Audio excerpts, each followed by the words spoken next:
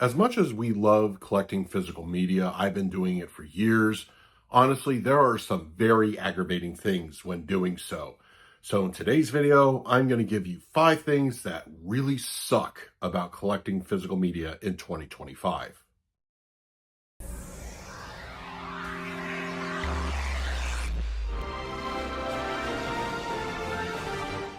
Whether you're a lifelong physical media collector or have just gotten into the hobby, you've got to admit it's pretty awesome being a physical media collector. There are so many benefits over what you get, let's say, in streaming or digital collections.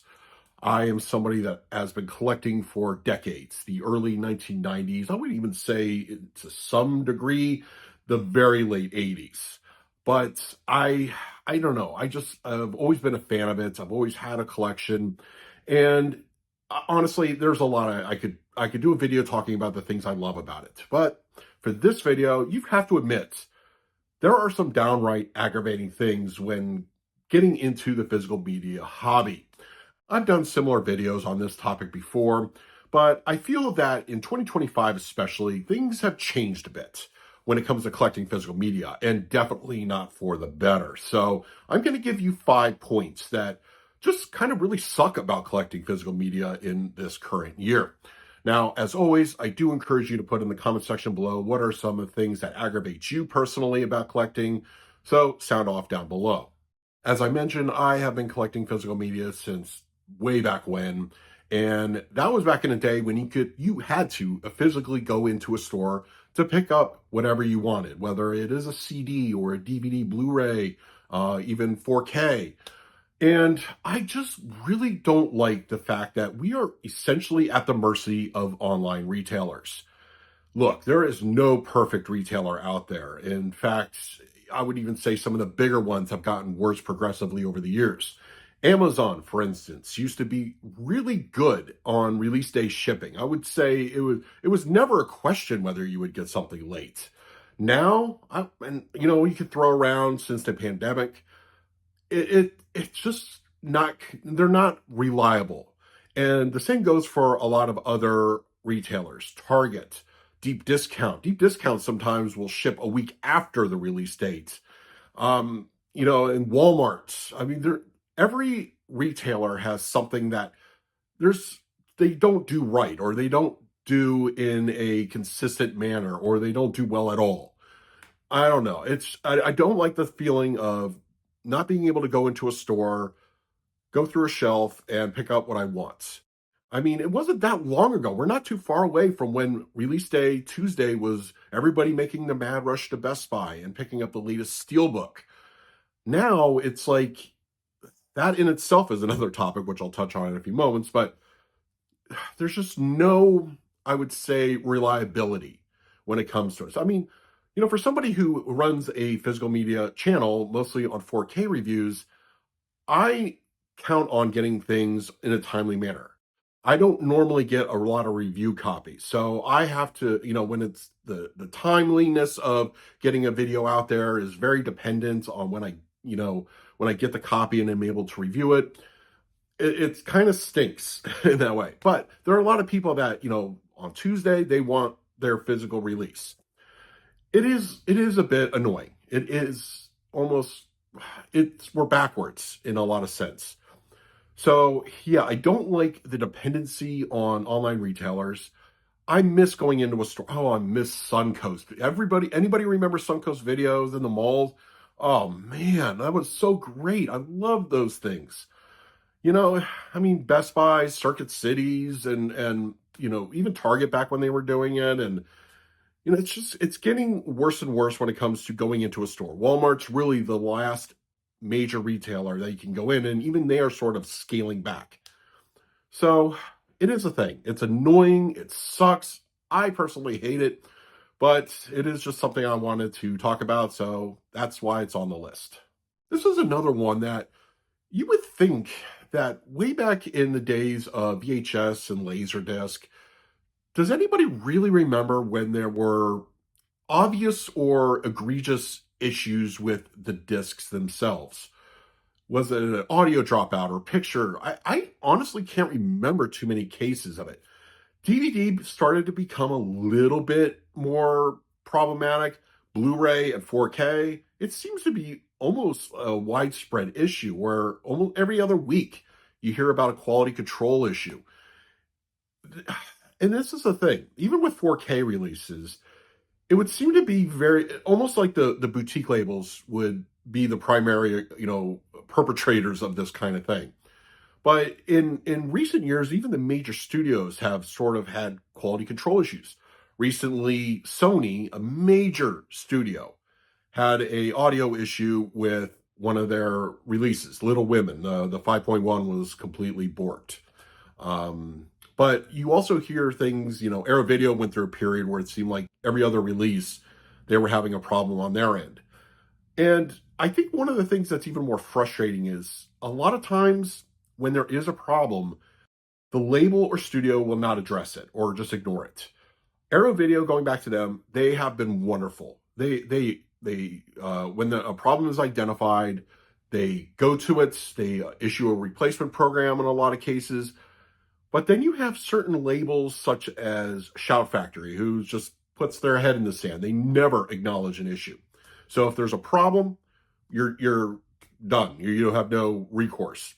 Even Sony with the Little Women issue, it was kind of like they sort of acknowledged it, but then reissued it really kind of on the down low and didn't even, I don't know, there's kind of controversy with that. But it's frustrating. It seems like more and more we have quality control issues. Now, this is also, we can sort of touch on the quality of the disc itself.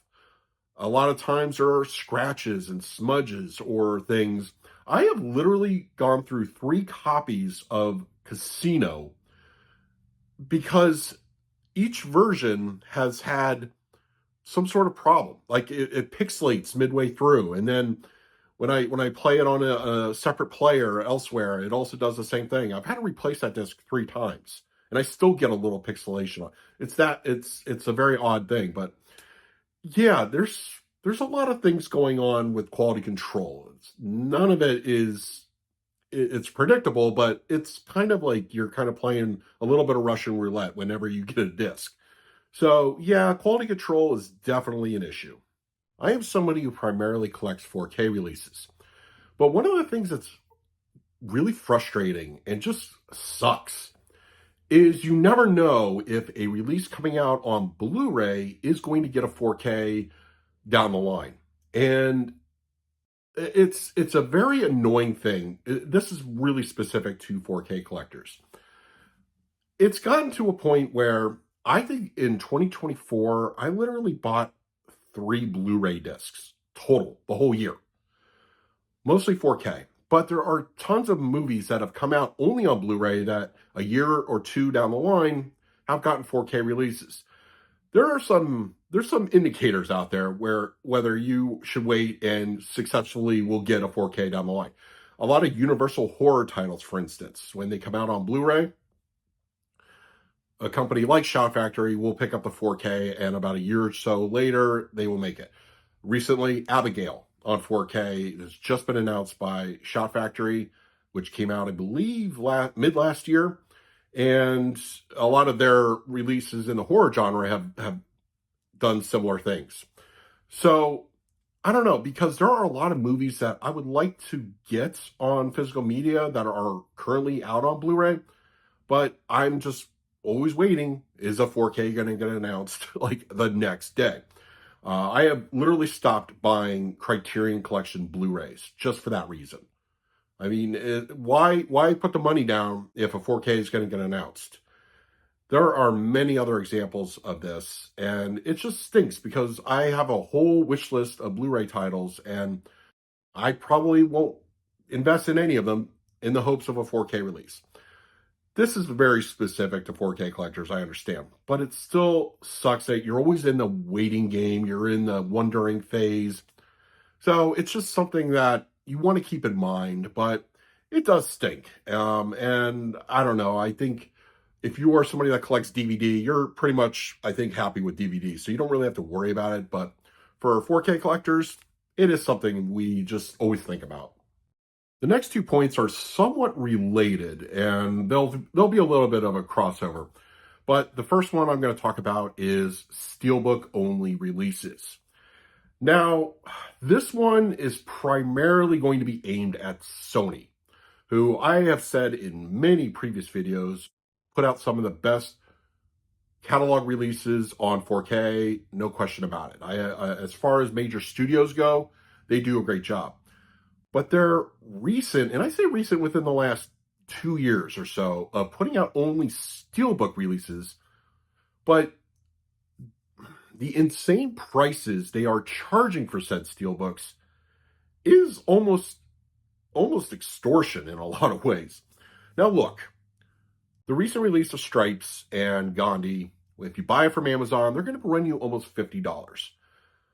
I come from a time I used to collect Laserdisc, and there were many instances of Laserdisc releases costing $50 and above. So I'm not a stranger to spending $50, but it seems very anti-consumer to only offer a Steelbook release.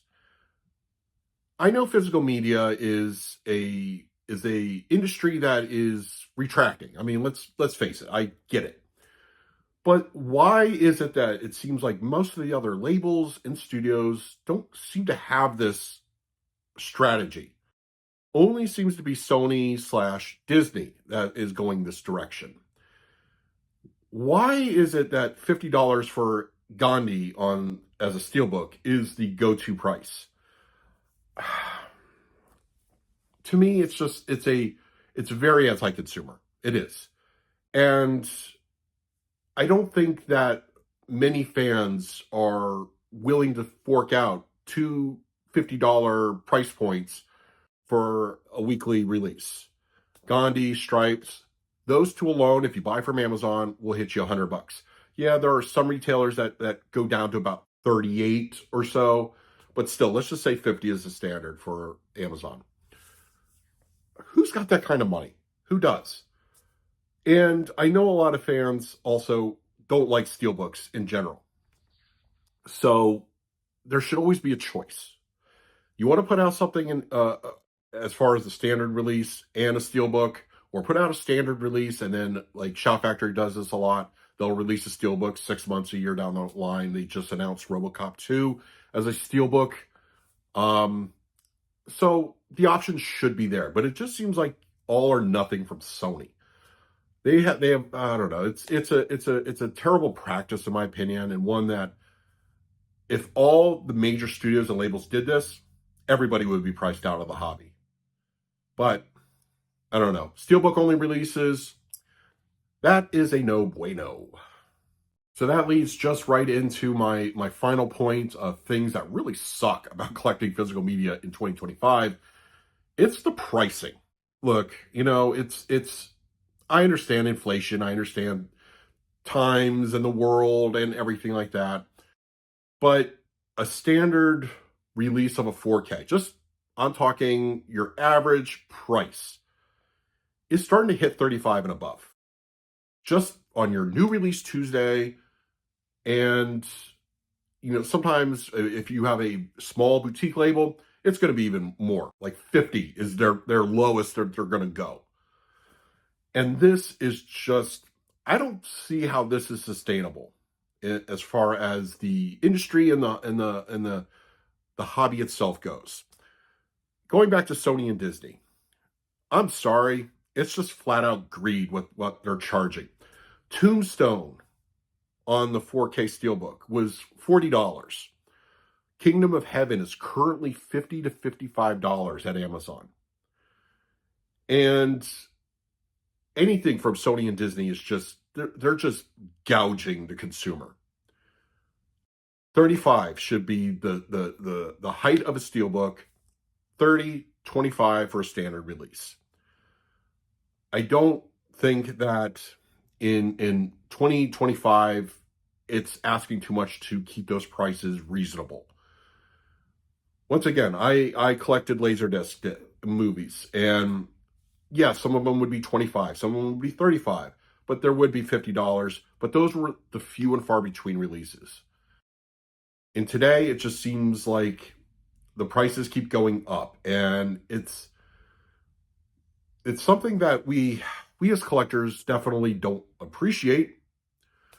But for me personally, I've had to scale back with what I've decided to collect. And it's a shame, because who's going to spend $50 on, a arguably D-level movie? It's you've got to kind of read the room as far as collectors go. Once again, Sony and Disney are the worst offenders as far as the major studios go. But the boutique labels, I would say some of them are also hitting that price point. I know Arrow Video puts out a really quality product and packaging. So to a degree, you can kind of forgive the $35, $45 price point in a way. But for the Sony Disney stuff, come on. Steelbook, $50 out of the gate? No, there's no reason for it. It sucks. It's a thing that really is hitting a lot of people, and one that, I don't think it's going to get better. I don't.